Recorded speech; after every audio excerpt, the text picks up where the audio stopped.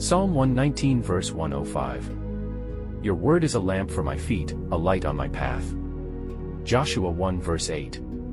Keep this book of the law always on your lips, meditate on it day and night. Romans 15 verse 4.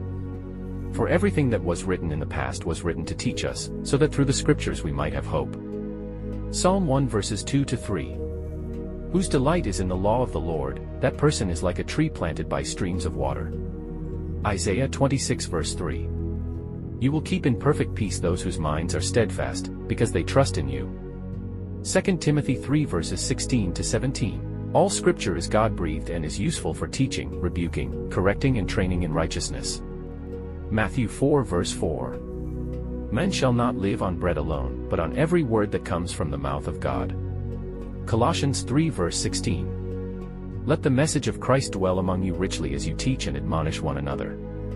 Psalm 19 verse 14. May these words of my mouth and this meditation of my heart be pleasing in your sight, Lord.